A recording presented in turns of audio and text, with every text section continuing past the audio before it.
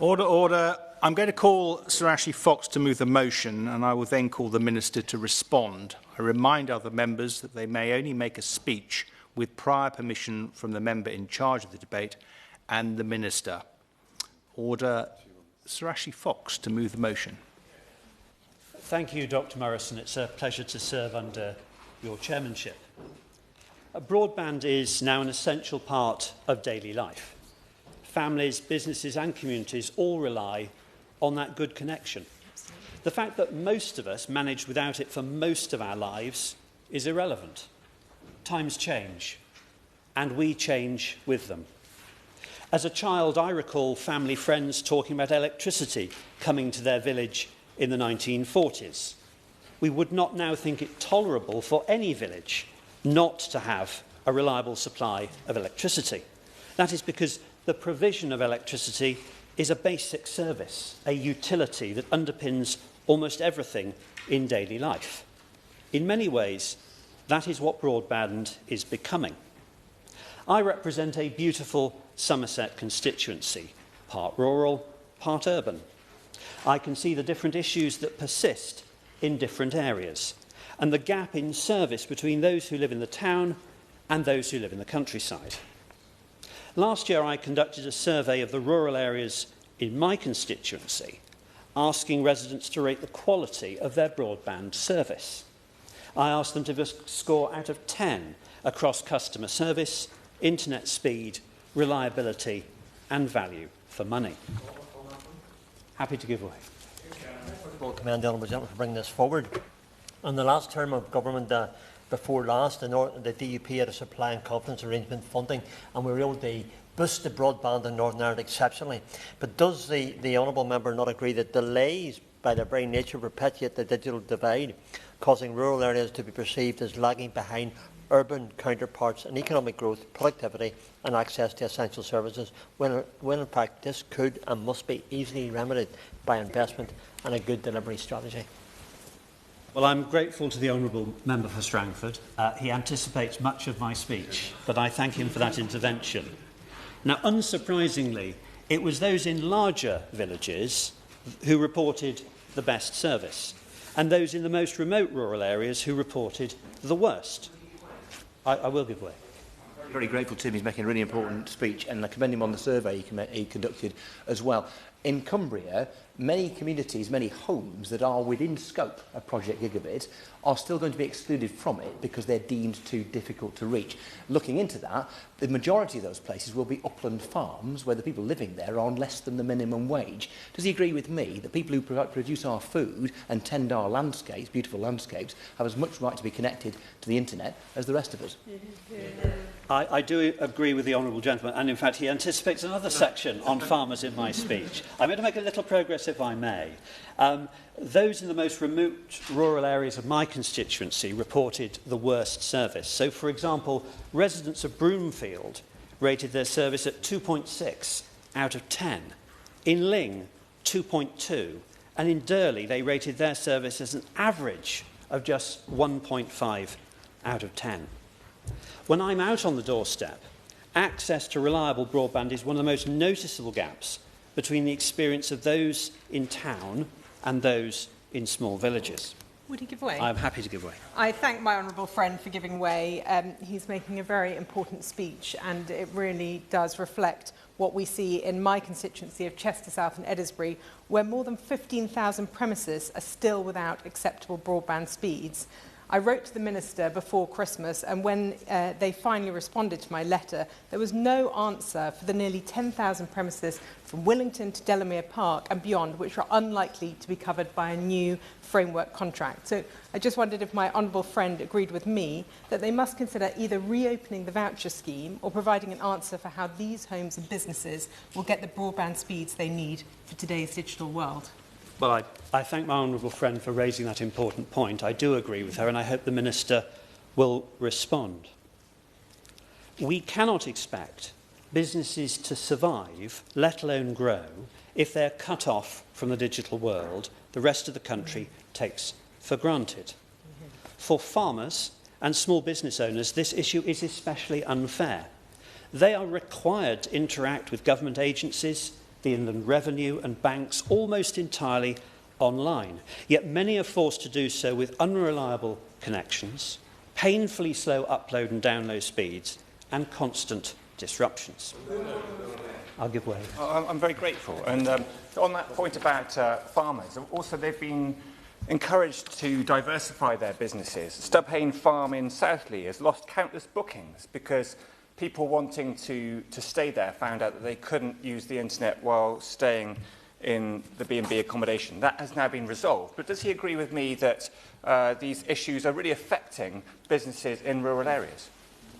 I'm grateful to the honourable gentleman for that point. He is right that time that should be spent running a business is often wasted waiting for files to load, forms to submit, or video calls to reconnect. And I just want to recall a constituent of mine, Sue Felstead. She runs a restaurant at Greenway Farm in Wemden. She had ongoing problems with their internet service, which had a hugely negative impact on her business. She relied on broadband for the card machine, the music system, and other devices, but had a download speed of only 2 megabits per second. It meant customers waiting to pay by card would not be able to pay their bill because the internet would crash. Music would be cut off midway through a song. The issue got so bad that BT told Sue she would be better off using Starlink. That's an extraordinary thing for BT to be telling her, and I hope the Minister would perhaps comment on that when he sums up. In the end, it cost her £1,500 to have Starlink installed, and I'm happy to give away. I thank the member for giving way.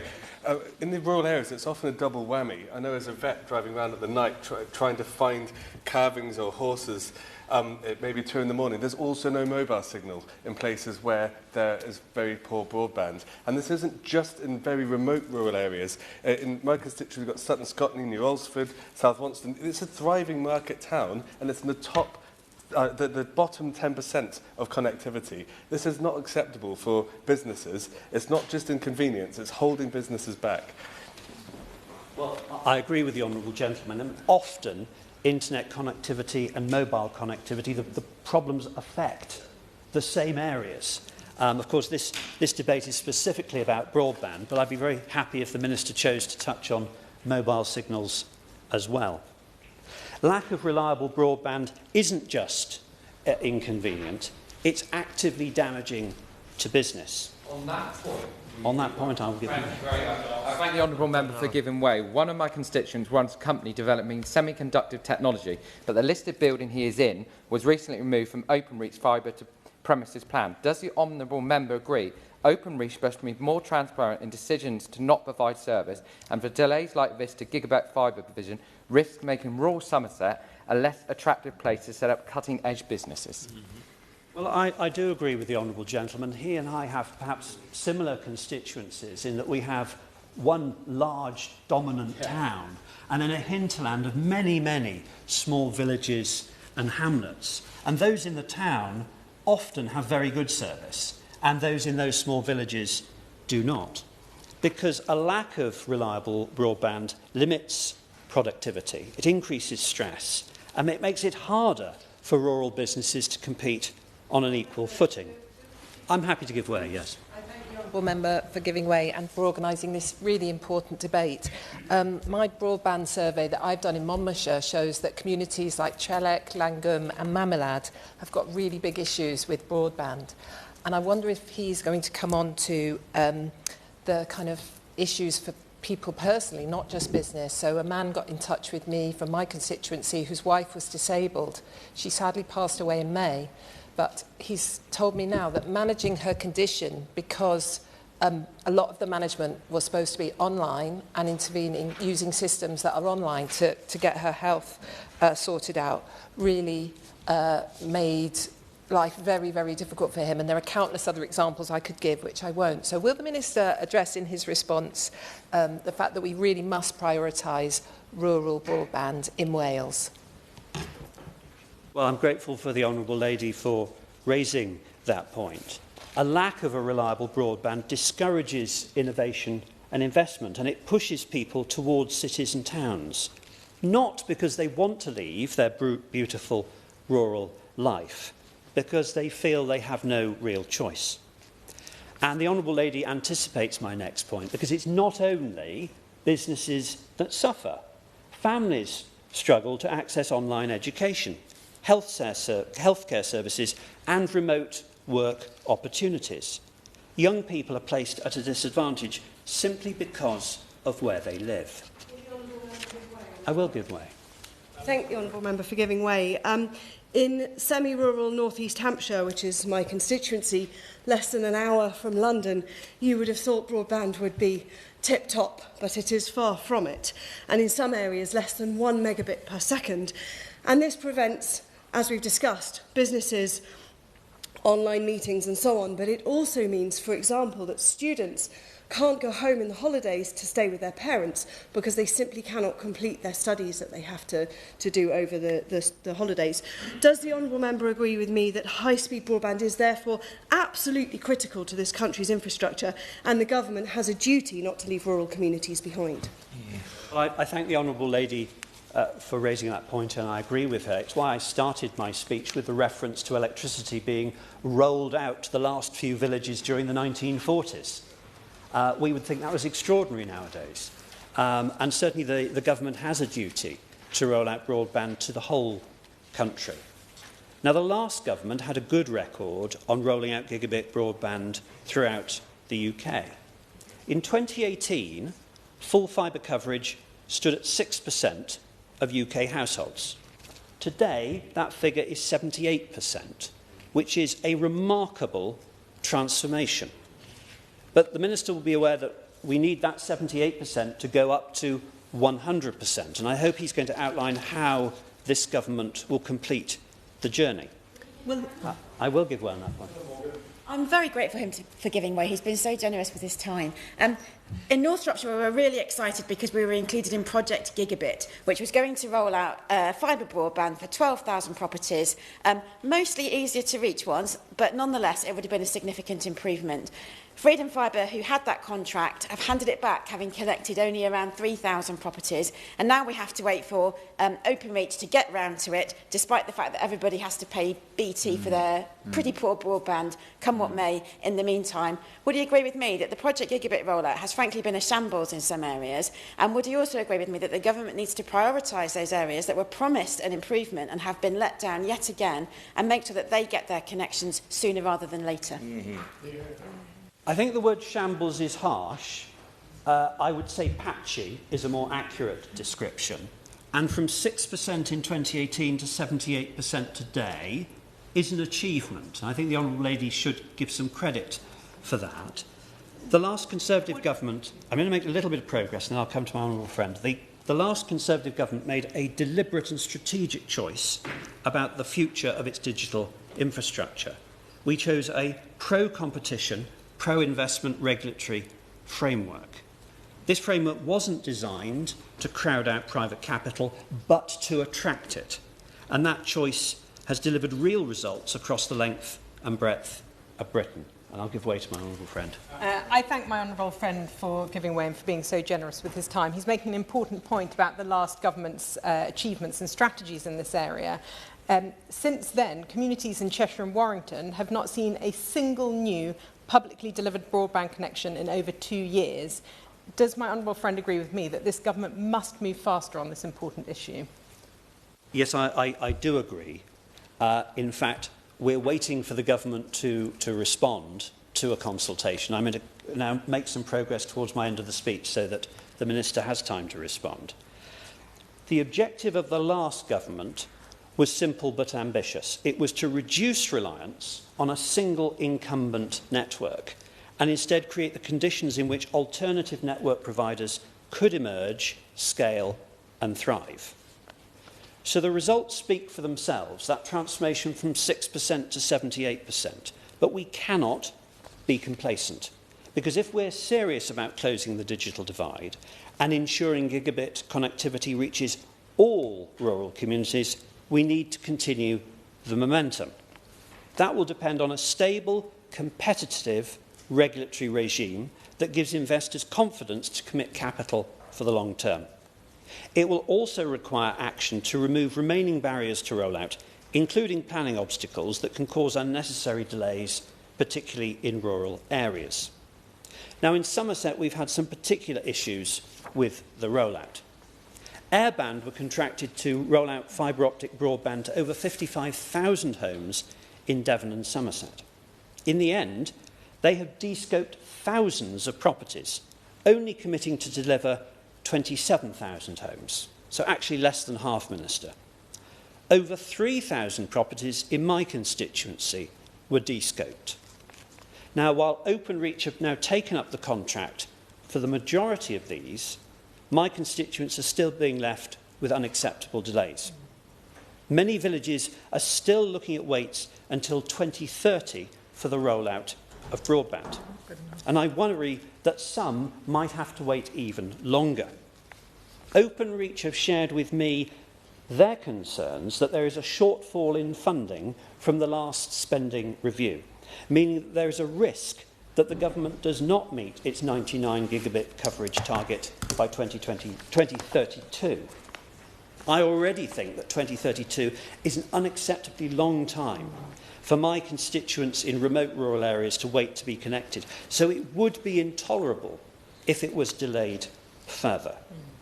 So, Dr. Morrison, I'm going to conclude by asking the Minister in his response to clarify whether he believes he has sufficient funding to meet the 99% target. I'd also ask the Minister when the government will bring forward their strategic statement of strategic priorities for Ofcom. This is a critical step to shape the next phase of the UK's digital infrastructure journey. And the Minister will be aware that the consultation on this ended in September. We await his department's response. This government is very quick to issue a consultation. It seems rather slower to act. And my constituents in remote rural areas, they feel let down by this government. They've had to deal with the family farm tax and the uncertainty that that has created. They've had to deal with the sustainable farming incentive withdrawn without any notice whatsoever by an utterly incompetent DEFRA department. So this issue of rural broadband is really very important if my residents have confidence that they can live and enjoy life and their businesses can thrive in the remote rural areas in Somerset. Dr. Morrison, thank you, and I look forward to the Minister's response. Minister. Thank you, Dr. Morrison. It's a pleasure to serve with you in the chair. And can I first and foremost start by thanking the Honourable Member for Bridgwater on securing today's debate on the impact of the time taken to install gigabit-capable broadband in rural communities, and for once again drawing to the House's attention the importance of delivering fast, reliable digital connectivity to these communities. I would also like to thank all other honourable members across the House today in championing persistently the cause of improving rural broadband, not least for their gifts of anticipation of the honourable member for Bridgwater's speech at various counts too. The contributions we've heard... May I intervene, seeing you being so generous on... I'm very happy to briefly give way. Thank you very much, Minister. We've heard about the 78%, we've heard about the 99%. In Skye and the North East, we have 3% of gigabit availability and 4.5% in South Skye. We have an enormous depopulation of our young. Half the children are under 15 compared to the number of kids at school 15 years ago. A large part of that is basically it is an internet-free desert. And so I wonder if you could reflect on that. Thank you. I thank the honourable member for making the particular point, and I'm very happy both individually and with the Minister for Digital Economy, my colleague, to engage with him on the particular experience of his constituents. The contributions, Dr. Morrison, across the House, we've heard again, highlight just how essential connectivity has become to daily life. We have heard the centrality of it for work, for education, from my honourable friend from Monmouthshire, for healthcare, for online banking, for farming, for running a business, or simply staying connected with friends or family.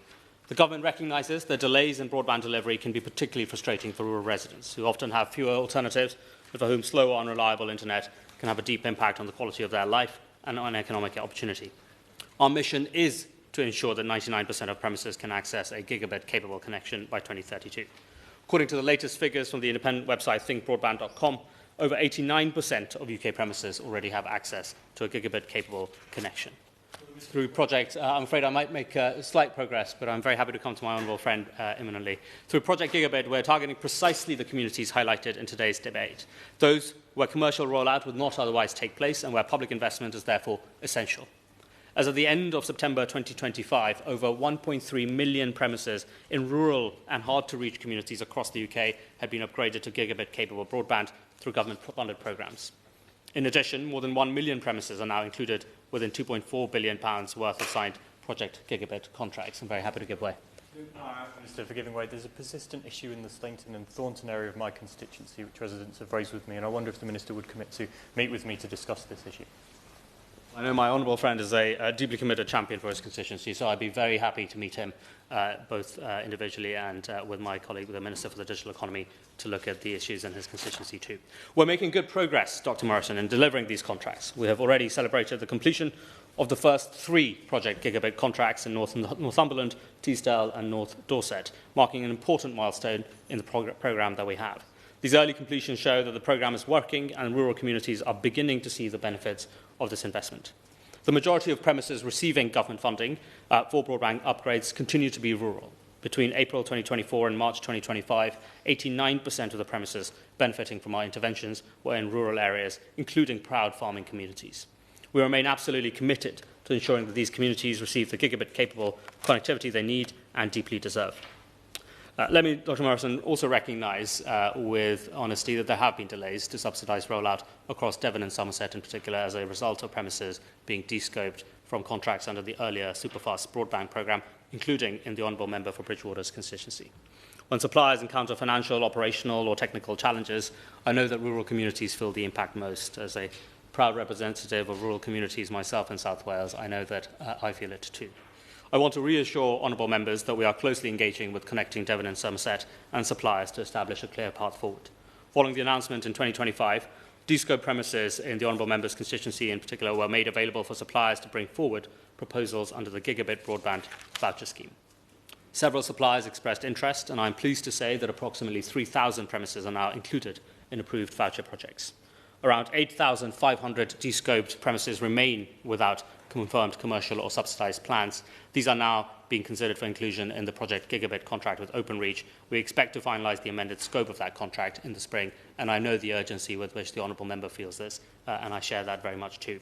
Turning more centrally to his Bridgewater constituency, approximately 3,100 premises are currently included within the Project Gigabit contract delivered by Openreach, and my hope is that this intervention will deliver gigabit-capable connections to homes and businesses across the honourable member's constituency, such as in Nether Stowaway, North Petterton and Western Zoyland. And while 3,400 premises in Bridgewater were de-scoped from the previous superfast broadband contracts, almost half of these premises have since been connected through a supplier's commercial rollout without the need for public subsidy. The remainder are included within the scope of the current contract change discussions that we're undertaking with Openreach. A healthy, competitive broadband market is fundamental to achieving our national gigabit ambition. Commercial delivery has been and will remain the backbone of the UK's digital transformation, with the majority of gigabit-capable connections delivered entirely through private investment. The government's role is to create the right environment for that investment to continue at pace. That is why we continue to work in close partnership with both industry and Ofcom to support the rollout of fibre networks across the UK, including the most rural and hard-to-reach areas. Our approach is designed to complement commercial build, not to replace it, ensuring that public funding is targeted only where the market can't deliver on its own. In July last year, we published a consultation on our draft Statement of Strategic Priorities to Ofcom, setting out the government's view on the importance of promoting competition and maintaining a stable regulatory environment that gives investors confidence. A predictable and proportionate regulatory framework is essential for suppliers to continue investing billions in our fibre networks. Ensuring that regulation is not lifted prematurely is central in protecting our consumers, and that's why competition must be properly established before we can relax regulatory safeguards. That is the approach to deliver long-term benefits. I know there's been a question about where the process for the government is. Our draft statement had set out our position on infrastructure sharing, which has become one of the sector's most important enablers of competition, and in particular Ofcom's physical infrastructure access product has allowed over 100 alternative networks to roll out fibre using open reaches, ducts and poles, lowering barriers to entry and helping to accelerate competition as well. We have asked Ofcom to provide greater transparency on how PIA pricing is calculated and set, because transparency is, of course, the underpinning driver of confidence for investors as well. We are reviewing responses to the consultation on our draft statement of strategic priorities, and will set out the government's conclusions in due course, noting, of course, the honourable members mentioned that we are all hoping for pace as well as rigour in the response to the consultation. I'm very happy to give way. I referred to Openreach's comments to me that they didn't believe there was sufficient funding in the spending review for the government to meet its target of 99% by 2032. So does the government believe he has sufficient funding to meet that target, or doesn't he? Well, certainly to me, Openreach has not made that representation. The government's target is squarely focused on reaching the 99% target, and we are doing all we can to try and make sure that all providers are in place to do so, and I'm very happy to engage with Openreach if they feel they want to make that representation to me. And finally, to ensure the commercial market can continue to deliver as fast as possible, the government remains committed to removing deployment barriers, whether that is reforming way-leave processes, improving access to land and multi-dwelling units, enhancing street works coordination, or accelerating planning decisions. Every barrier we remove helps industry build networks faster, more efficiently. Even with this scale of commercial investment and the ambition of our project Gigabit, the expectation is that some remote premises will remain too expensive to reach with gigabit-capable fibre in the immediate term. We are therefore continuing to consider what more we can do to enable high-quality alternatives for those in the very hard-to-reach category. The satellite market in particular is developing at pace. We expect to see more competition in that market imminently, with rapidly improving terminal equipment, higher speeds and falling costs for end users. We continue to monitor and support the development of this market, recognising its role in connecting the most remote communities. Fixed wireless access with increasing 5G coverage from mobile network operators, and I'm very conscious of the points made around mobile connectivity, not least by the Honourable Member for Winchester, is becoming an increasingly viable connectivity option too. Ofcom estimates that fixed wireless access delivered over mobile networks is already available to 96% of UK premises, with wireless internet service providers offering fixed wireless access to around 8% of premises. In closing, again, I would like to thank the Honourable Member for Bridgewater for securing this important debate and all members who have contributed. I would also just flag in response to the Honourable Member for Chester South and Edisbury that since BDUK and Freedom Fibre mutually agreed to terminate the Project Gigabit contract for Cheshire, we have launched a new procurement for Cheshire. We expect it to be in place by spring, and we will be sure to let the Honourable Member know of its progress too. So let me be clear, Dr. Morrison, while challenges remain, the government is acting, and we are committed to working at pace with suppliers, with local authorities, with communities, with devolved governments too, in ensuring that progress continues. Rural communities must not and will not be left behind as we work towards our goal of 99% gigabit coverage. And as the Honourable Member brought up wider support for the rural communities across this country, I would also like to put on record, Dr. Morrison, the points that having been abandoned by the prior government on trade negotiations, having been abandoned on farming funding, having been abandoned in appropriate representation, this government is squarely on the side of rural communities across the UK. The question is that this House has considered the impact of the time taken to install gigabit-capable broadband on rural communities. As many as are of that opinion say aye. To the contrary, no. I think the ayes have it. The ayes have it. Order. Order. Sitting suspended until 2:30 p.m.